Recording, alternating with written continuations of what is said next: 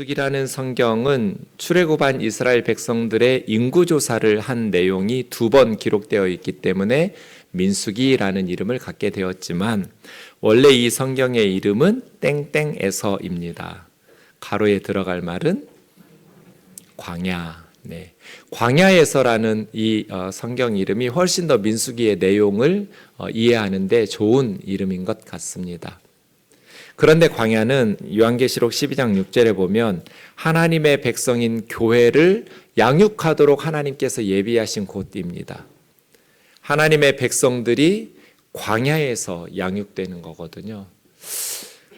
광야는 생존이 불가능할 만큼 힘든 곳이죠. 그 광야에서 어떻게 살아남을 수 있을까요? 하나님과 동행하고 하나님의 은혜를 힘입어야만 살아갈 수 있는 곳이 광야입니다. 오늘 본문 민수기 20장 1절입니다. 첫째 달 신광야 가데스에 이르렀다고 말하는데 이게 몇 년도인지 나와 있지를 않습니다. 얼마나 지난 해의 첫째 달인지 1월인지는 알 수 없는데 민수기 20장 1절에 미리암이 가데스에서 죽어서 장례식을 치렀다는 것으로 민수기 20장이 시작됩니다. 그리고 26절에 가면 민수기 20장 26절에서 아론이 죽습니다. 그래서 아론의 장례식을 치르는 내용이 나옵니다. 33장 38절에 아론이 언제 죽었냐면 출애굽한 지 40년 되던 해 5월 1일에 죽었습니다. 그래서 20장 1절은 출애굽 40년 1월이라고 볼 수 있습니다. 이게 무슨 뜻이에요? 광야 40년이 끝나고 이제 하나님께서 40년 동안 광야에서 헤매면서 출애굽 1세대들이 죽고 출애굽 2세대들이 가나안으로 들어가겠다고 말씀하신 시간이 다 됐다는 뜻이에요. 그들이 가데스 바네아에 다시 왔습니다. 지도로 보시면 가데스 바네아에서 예전에 12명의 정탐꾼을 파송했고 이스라엘 백성들이 가나안 땅에 들어가지 않겠다고 불순종함으로 38년간 광야를 헤매면서 40년의 광야 생활을 38년 전에 그들은 가나안 땅에 들어가지 않겠노라고 그래서 출애굽 1세대들이 20살 이상의 어른들은 다 광야에서 죽었어요. 그 장소 가데스 바네아에 다시 왔어요. 그런데 이번에는 모세와 아론이 가데스 바네아에서 가나안 땅에 들어갈 수 없다는 통보를 받게 된 것입니다. 2절 보겠습니다. 회중이 물이 없으므로 모세와 아론에게 모여들었습니다. 물이 없으면 어떻게 살아요? 생존이 불가능해요. 물을 마셔야 사람이든지 짐승이든지 살 수 있잖아요. 근데 물이 없어요. 광야는 그런 곳이죠. 이스라엘 백성들은 어떻게 해야 될까요?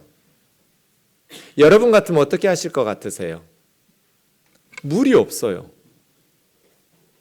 이스라엘 백성들은 모세와 아론에게 모여들었어요. 모여들어서 어떻게 해요? 여러분 같으면 분명히 그렇게 하셨겠죠. 우리 어떻게 해야 되냐고. 모세와 아론에게 의견을 구하면서 하나님 앞에 기도해야 하지 않느냐고. 물이 없이는 살 수 없으니까. 여러분 그렇게 하셨겠죠, 그죠? 근데 이스라엘 백성들은 어떻게 했냐면 3절에서 5절처럼 했어요. 백성이 모세와 다투어 이르되, 이 다투다는 리브라는 말은 법정 싸움할 때 사용하는 단어거든요. 그러니까 잘잘못을 따져가면서 모세와 법정 싸움 하듯이 다툰 거예요. 우리 형제들이 여호와 앞에서 죽을 때 우리도 죽었더라면 좋을 뻔하였도다. 너희가 어찌하여 여호와의 회중을 이 광야로 인도하여 우리와 우리 짐승이 다 여기서 죽게 하느냐? 너희가 어찌하여 우리를 애굽에서 나오게 하여 이 나쁜 곳으로 인도하였느냐? 이곳에는 파종할 곳도 없고 무화과도 없고 포도도 없고 석류도 없고 마실 물도 없다. 없다. 왜 이렇게 악한 곳으로 우리를 인도해 냈느냐고.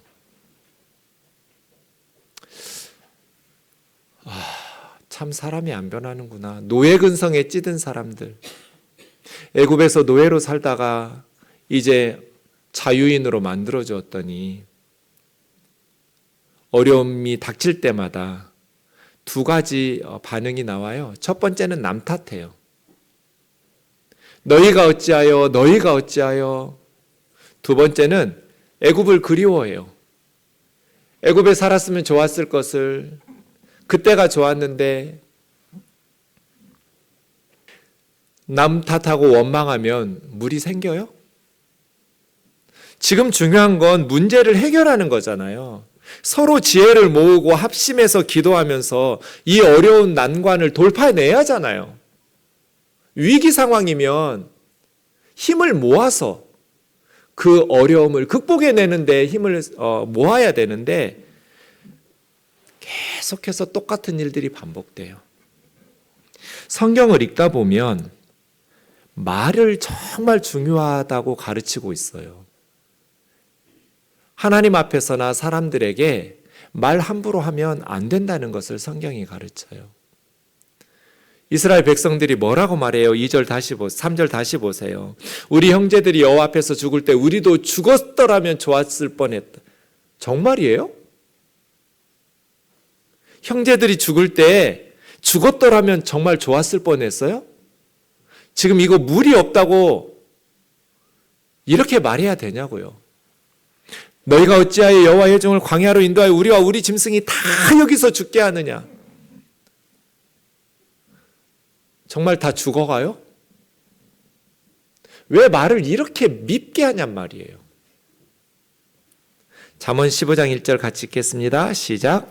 유순한 대답은 분노를 쉬게 하여도 과격한 말은 노를 격동하느니라. 유순하다고 번역하는 라크라는 말은 부드럽다는 뜻이에요.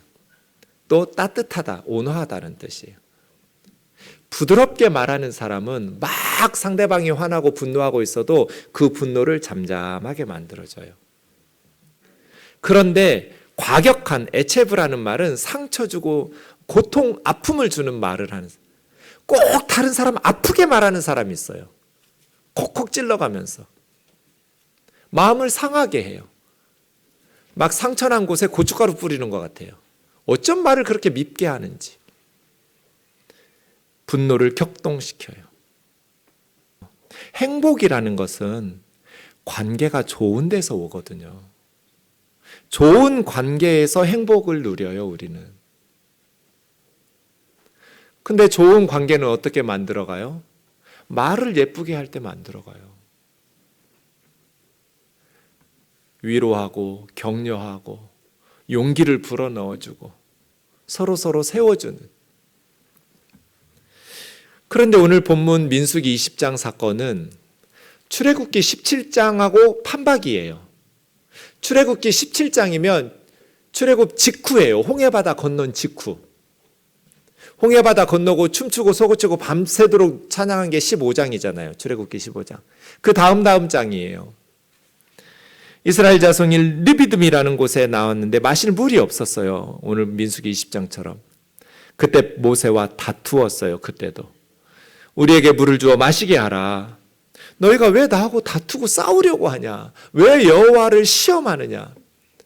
하나님께서 인도하실 텐데 왜 하나님을 신뢰하지 못하고 하나님을 의심하고 불신하면서 하나님을 테스트하냔 말이에요. 이스라엘 백성들이 원망하면서 당신이 어찌하여 우리를 애굽에서 끌어내가지고 우리 자녀, 우리 가축이 다 여기서 목말라 죽게 하느냐고 남 탓하고 애굽을 그리워하며 과거를 그리워해요. 모세가 하나님 앞에 엎드려서 조금 있으면 이스라엘 백성이 나를 돌로 쳐서 죽일 것 같다고. 그때 하나님께서 얼른 지팡이 들고 가서 반석을 치라고. 그러면 반석에서 물이 나올 거라고. 그래서 모세가 반석을 쳐서 물이 나오게 하여 이스라엘 백성들을 마시겠죠. 그곳 이름을 마사, 무리바라고 불렀어요. 르비딤을. 마사라는 것은 시험이란 뜻이에요. 하나님을 테스트한 것.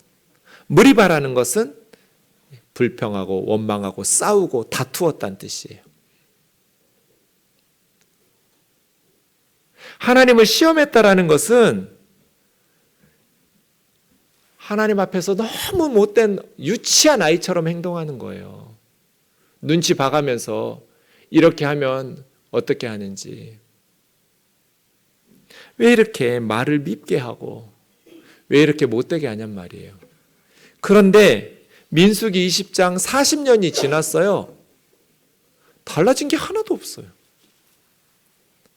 왜 사람들은 변하지 않을까요? 40년 동안 모세 설교 들으면서 신앙생활을 했는데 왜 출애굽기 17장하고 민수기 20장이 똑같냔 말이에요. 40년 동안 뭐 한 거예요? 날마다 모세 설교 들어가면서 신앙생활 했는데 왜 40년 동안 사람이 변하지를 않아요? 40년 전에 하나님을 시험하고 다투었으면 이제 40년이 지났으면 말을 좀 예쁘게 해야 하잖아요. 하나님, 노예로 살던 우리들 해방시켜 주셔서 감사해요. 만나와 메추라기 먹여주시고 불기둥 구름기둥으로 인도해 주셔서 감사해요. 그런데 우리 물이 없어요. 물 좀 주시면 안 돼요? 이렇게 말 예쁘게 할 수 없어요? 꼭 우리 형제들이 여호와 앞에서 죽을 때 우리도 죽었으면 좋을 뻔하였도다.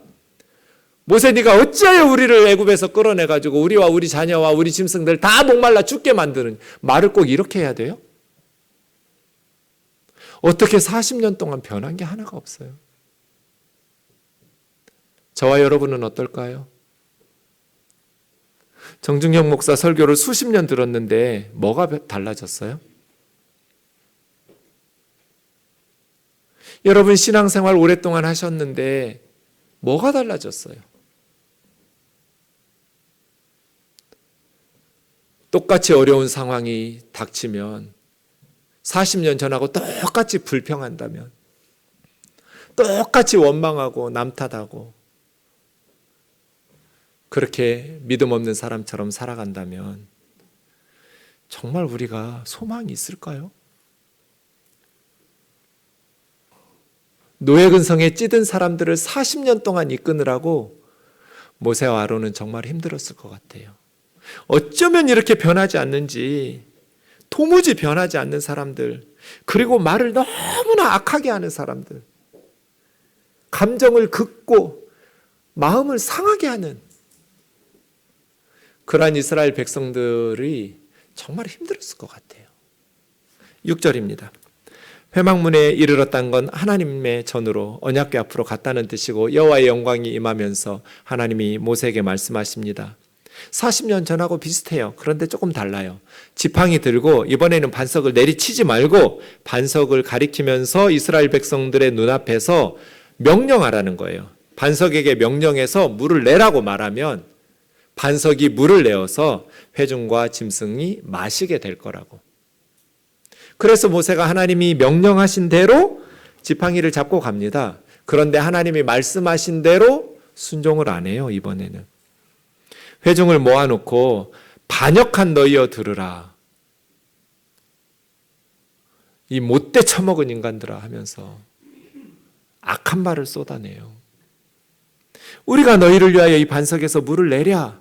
하나님께서는 명령하면 물 줘서 회중과 짐승이 먹고 마신다고 했는데, 마신다고 했던 그 하나님의 말씀대로 하지 않고 우리가 너희를 위하여 이 반석에서 물을 내려 하면서 지팡이로 반석을 2번을 내리쳐요. 거기다가 화풀이 한 거예요. 화가 나니까. 그랬더니 많은 물이 솟아나면서 회중과 그들의 짐승이 다 마시게 되었어요. 하나님께서 그 모세의 행동을 보시면서 어떻게 판단하실까요? 이해하실 만한가요? 하나님은 2가지로 말씀하십니다. 너희가 나를 믿지 않았다. 내가 물 준다고 명령하면 물이 나와서 회중과 짐승이 마실 거라고 했는데 우리가 너희를 위하여 이 반석에서 물을 내랴? 하나님을 믿지 않았다. 2번째, 이스라엘 백성들 앞에서 나의 거룩함을 나타내지 않았다. 너희 이마에는 내 이름이 붙어 있는데 너희는 나의 종이니까. 너희는 백성들 앞에 하나님의 거룩하심을 나타내야 될 리더들인데 너희는 회중들 앞에서 나의 거룩함을 나타내지 아니한 고로 이 회중을 그들에게 준 땅으로 인도하여 드리지 못할 것이다. 이미 광야 1세대들은 거의 다 죽었어요. 40년이 지났으니까. 지금 회중들은 출애굽 2세대들이에요. 애굽에서 나올 때 20살 이하이거나 광야에서 태어난 아이들, 그들은 이제 하나님께서 주신 땅으로 들어가겠죠. 그들은 모세와 아론이 인도하여 드리지 못하고 여호수아가 인도하여 드립니다. 여호와와 다투었다고 말해요. 모세와 다툰 것 아니라 결국은 하나님과 다툰 거예요. 그래서 무리바입니다. 이 무리바의 사건, 여러분 모세가 얼마나 후회했을까요? 그 순간을. 지난 40년 동안 약속의 땅에 들어가는 것 하나 보고 살아왔는데 그 땅에 들어가지 못한다는 건 상상해 보지도 않았을 거예요. 모세의 마음이 얼마나 힘들었을까.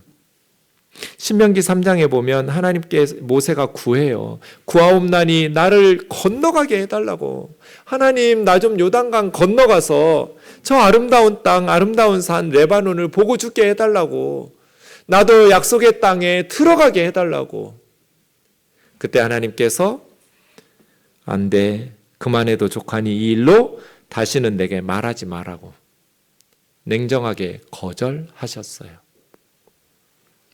시편 106편의 이 무리바 사건을 말할 때 모세가 그 입술로 망령되이 말하였기 때문이라고 말해요. 망령되다라고 번역한 바타라는 말은 생각 없이 말했다는 뜻이에요. 함부로 경솔하게 말했다. 모세가 무리바 사건 때 경솔하게 말했다. 반역한 너희여, 우리가 이 반석에서 너희를 위하여 물을 내랴.